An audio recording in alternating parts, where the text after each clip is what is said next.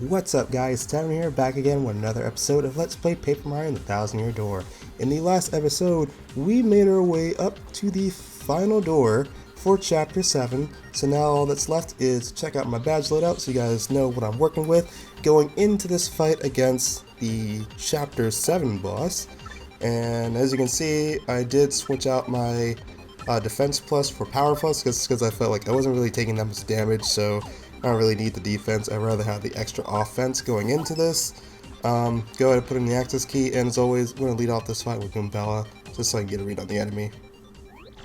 Buh, buh, buh. And guess from that who this boss is.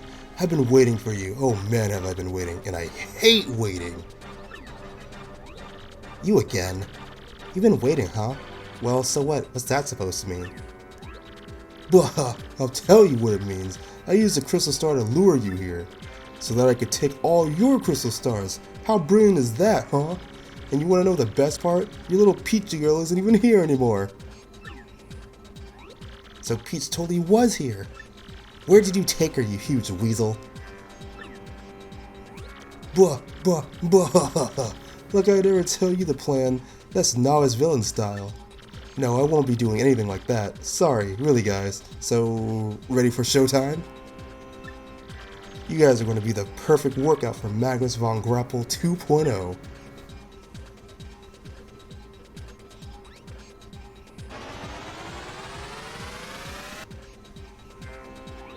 I hope you're up to the challenge because this thing is raw house. Horsepower, kitties, Christ. Might have slapped a new paint job on it in a number 2, but you're still gonna fight the big one just like you did back in Chapter 2 when we faced you. Blah, blah, blah. Yeah, last version was buggy, so we made some improvements. 1, 2, a dozen. Get ready for a whole new way to experience pain, you junior varsity losers. Oh please, as if we're not gonna totally wipe you like we're like the 10th time. Oh my gosh, I lost my train of thought across that whole entire conversation towards the end. And I was doing so well. Alright, so starting off, I'm not really at full health anymore just because I did get into a few fights beforehand. Magnus von Grapple 2.0, the upgraded version of Magnus von Grapple. Max HP is 7, attack is 6, and defense is 2. Its basic attack is like a drill move that drops from above. It also sometimes releases its fists for flying X punches. Each X punch has a maximum HP of 5, an attack of 9, and a defense of 0. When those fists are flying, you may get attacked by the fist and body in one turn. Take care of those low HP fists early on, trust me. When the body's HP gets low, it also fires machine guns and who knows what else. It may not look too different from the last version, but it's much stronger, so be careful. I still think the whole design is a little ridiculous though. Alright, that was a lot of information to process, and I'm glad I got through it all without making very many, grammatical issues. So as always guys, please let me know how your day is going down in the comment section below, and let me know what you're thinking about the game so far. The adventure's almost over, so after this, you only got one more chapter left, and then we're done. Like, a few bonus videos will be right after this, just because they're already recording everything, just need to voice over them. And then we'll be done with Paper Mario Thousand Year Door, and we'll have 2 Paper Mario games under our belt.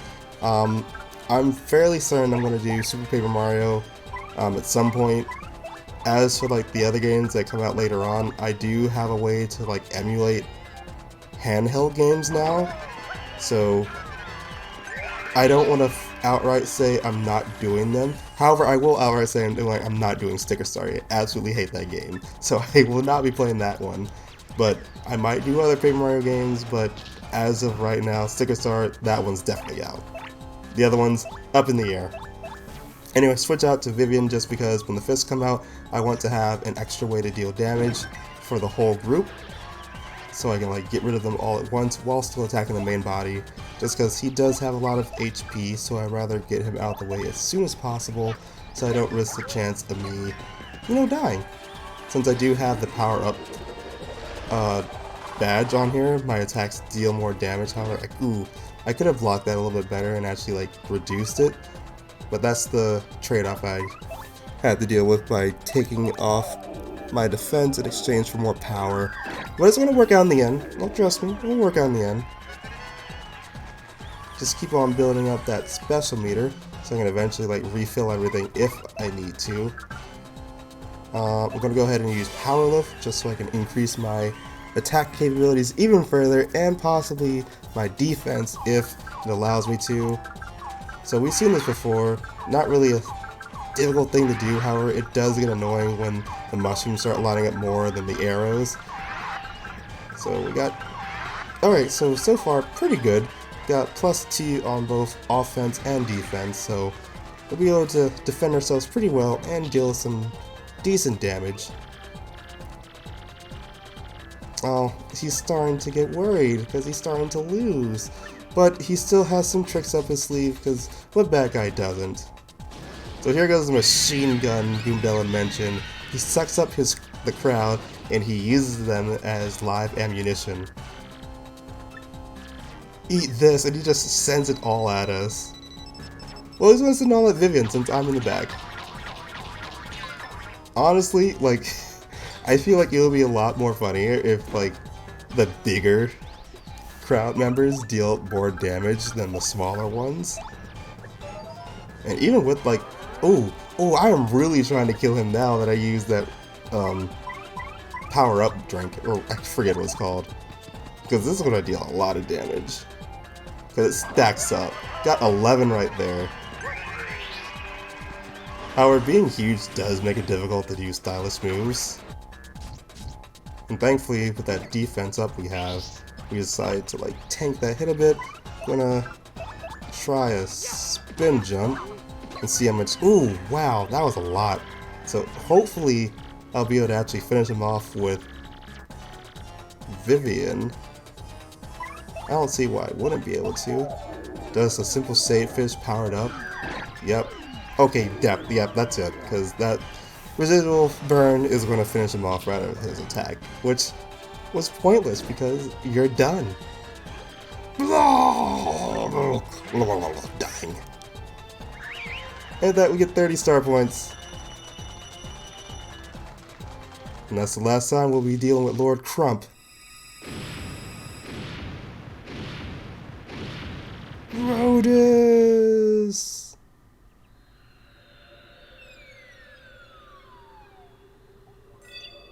He went flying really far. And with that, here is the last crystal star. Mario! And we've finally done it, everyone! We got the crystal star, and that makes our total up to 7. We can now use the special move Supernova, which is the strongest special attack that we can use with the crystal stars. With that, end of chapter! The last crystal star had been hidden in the X-Naut hideout on the moon. But by the time Mario recovered it, Peach had already been taken away. Where could Peach be now? And what of the elusive Grodus? Perhaps he holds the key to the remaining puzzle. Mario finally has all 7 crystal stars. Where will they lead him next? Let's go ahead and not save our game up to this point. Normally I do, but I don't know why I didn't do it at this point.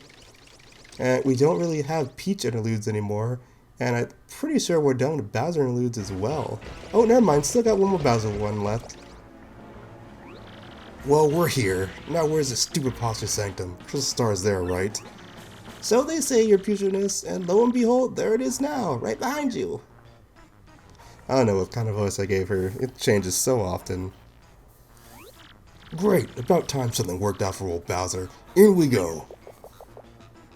And of course, this will be probably like the last time we get to control Bowser.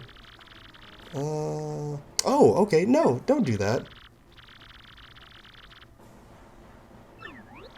But what? That's disgusting. Get away from me, psycho. You can't have my horns. The only toad that possibly strikes fear into Bowser's heart. Yo, we can even see the gold bobs here. Although I'm not going to bother reading their stuff because right now I've been doing decent with my reading so far, but I do not want to chance it and get tongue-tied on some small things that they say. Nope, definitely not gonna read. I was about to, because it panned over and it's like, oh, is this important? And then I remembered, no, it's not. You can go ahead and keep going about your life because you know you're just gonna mess up to read this. So instead, let's actually talk about something different while we're actually here. So, please let me know how you guys have been enjoying the series so far. I try to play a diverse bit of games, but for the most part, it tends to be whatever I feel like playing at the time. But I do like to vary it out. So if there are suggestions of games you guys would like to see me play, I will take that into consideration when deciding like the next game I do. But like I said in the last video, or I think yeah, I definitely mentioned the last video. I have a bunch of games open right now that I have started, so it's not like I would be ignoring your suggestions. It'll just be a bit till I actually get to them, just because I do want to finish the other ones I start before starting new ones, just because I have a bad habit of starting new games while I'm actually in the middle of doing one, just because a lot of these games tend to be voiceovers. I don't know why, but lately I've just been not in the mood to record live commentary while I play these games, so I've kind of had to default to doing post-commentary videos, and for those ones it just takes a bit. It possibly has to do with my schedule for work. So once I get home from work, I tend to not want to like do anything. So if I can just sit down and play a game and relax, cool, I'll do that. But if it comes down to like me having to do commentary for it, it's like, oh, I don't want to do that. So I would just record it and then enjoy my time and then come back and voice over later. But you know how I am with procrastinating, so it takes a bit for me to actually get going with that stuff and actually get it done. But since I have a 4-day weekend currently at this time that I'm recording this, the voiceover at least, I should be able to like get these situated and done with. But I do have a convention that I'm going to tomorrow and this weekend, so hopefully I do have like tickets to go for like the whole weekend. But if I can get everything done in like tomorrow, I probably won't go on Sunday. I'll probably try to go on Saturday, definitely going tomorrow. So hopefully that won't take too long and I can meet some cool people around there, because I do want to socialize a bit while I'm down here and make some more new friends other than the people I've been hanging out with at work. Even though they're all cool people, I'm starting to slowly more get opened up with them and hearing what they gotta say, talking to them more and more. So that's going good. But enough about that. Let's actually get back to the game, since that's what you guys are here to see, hopefully, if you're watching this. So now, pretty much, Bowser just now realized this crystal star is also a fake, and that Mario is in possession of the real one, and that he's been outmaneuvered yet again, and now he has no idea where he's headed, and he's trying his best just to keep up with everything. Lord Bowser! Just perch on top of his head. Ah, Paragoomba, what are you so worked up over, Tell me! Now reporting, Sir and Ma'am. Mario's collected the 7 crystal stars and is headed for the 1,000-year door. Huh, what? The 1,000-year door? What the heck is that? The 1,000-year door? An unbelievably legendary treasure is behind that door. Arr! Then I'm going there too, immediately, and I'm going to ruin Mario. So, this particular scene, now that I'm going over and like thinking more about it, like, I know it should be obvious that we're going to the 1,000-year door, but Mario is still on the moon right now.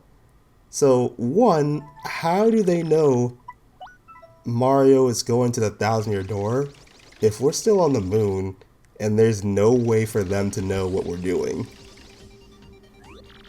I mean, it's probably a given that, you know, Mario frequently goes to the 1,000-year door and that we're collecting the crystal stars, but they would not know that at this point in time we got the last crystal star and that we're heading down there. They wouldn't know that at all at this point.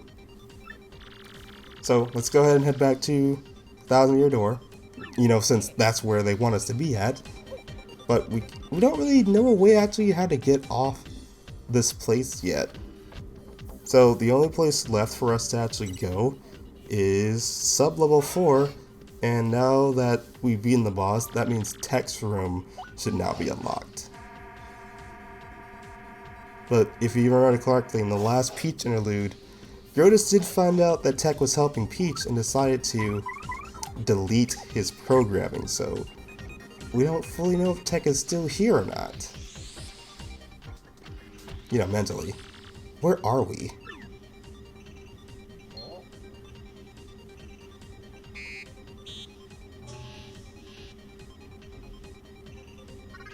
You are Mario, are you not? It is pleasant to meet you. I am the main computer of this fortress. I am Tech. I must tell you something. That is why I brought you to this place. Princess Peach. I am so sorry. Most of my data was erased and my main power unit was shut down. Now running on backup power with only cache memory, trying to stay operational. Mario, you know that Peach is not here, do you not? Please save Peach. Please. Please. Princess Peach is with Grotus in the Palace of Shadow. I had to tell you that.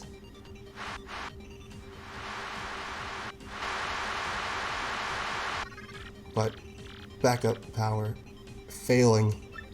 Mario, use the teleporter room to get back to Roadport. Teleporter room is on sub-level 2 of the fortress. I will release the room lock. Peach is in the Palace of Shadow? Please hurry. There is barely enough power left to activate the teleporter. I will cease all AI functions to send power to the teleporter for you. But what will happen to you? When the power is all gone, I will cease to exist as an artificial consciousness. But if it will save Peach, I would gladly do this. Because until I met Peach, I knew nothing of love. Do not worry about me. I am just a computer, just a machine. Mario, you must save Peach, I ask you, please. And tell her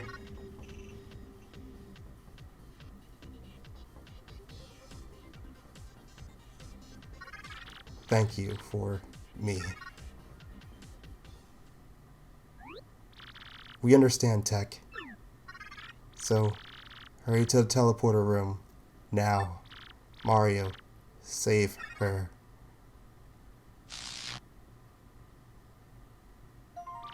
Tech system failure reported. Mario, we have to save Peach. For poor Tech. Oh, yeah. This is the computer room. This must be where Princess Peach met with Tech. Alright, so now we know what to do. We need to head up to sub-level 2 and get into the teleporter room, which was locked before. Well, it wasn't really locked before. We've been in there already. We just weren't able to really do anything in there. Choose your destination. So with that, we now have a way to get back to the station, and because the power in the station is now failing, now that Tech is, no longer fully operational and the backup power is starting to run dry, things are looking pretty dim here, so not a whole lot of power is left. Honestly, it would have made more sense for them to just, red out, the doors that you shouldn't go through, just so you know, okay, I need to go into, this room, so you're not accidentally running into rooms that you shouldn't have to go into. Because, honestly, I forgot where the teleporter room was here, honestly, because I do not remember everything about this game. But here it is. I believe we hit the switch first to actually turn it on. This looks like some kind of teleporter. Who knows where that thing will send us? Maybe that's what the Xnauts use to go between the moon and the Earth. I think we have to switch it on and then stand on the platform to use it, which we already did. So let's go ahead and make our way back to Roadport.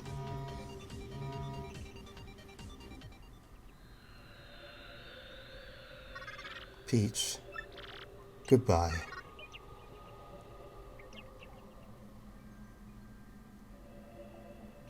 Alright, so that seems misleading. When I first played this game, I honestly thought Tech blew up when, you saw that huge flash of light. Am I going totally nuts, or did I hear something just now? Oh, it looks like Mario and Peach hurt them. Mario and Goombella hurt them. So as you can see, it doesn't really react anymore when we press the switch here which probably means that there's no longer any power being sent to it. And I didn't even bother reading what she has to say here, even though it's probably interesting, but it's just some flavor text that you guys should, check out, because not a lot of people show off the text that Goombella has for all these places around here. But we're down in Roadport. Well, if it isn't Mario. Oh, Professor Frankly, over here, son. You brought the crystal star back from the moon with you, didn't you? What? Talk to me in my good ear. The Exnaut Fortress was on the moon? Ah, yes. So Princess Peach was there too, I assume. Well, she was, but that Exnaut boss took her and headed for the 1,000-year door. Aha! Just a bit ago I smelled some rank air and went to the 1,000-year door. I saw a suspicious fellow in a cape go through the door with Princess Peach. What? No way! Without the 7th crystal star, the doorway shouldn't open though. Believe me, I know, but I'm quite certain of it. I saw it with my own eyes. I have a very bad feeling about this. Very bad. Princess Peach is in danger. Time is short. We must go to the 1,000-year door and rescue the princess. I'll run ahead and meet you there. Don't dawdle. You must come immediately. And this is going to be a good place to end off the video. So thank you guys for watching this episode of Let's Play Paper Mario 1,000-year door. And I will see you guys in the next one where we go to the 1,000-year door and start the final chapter of the game.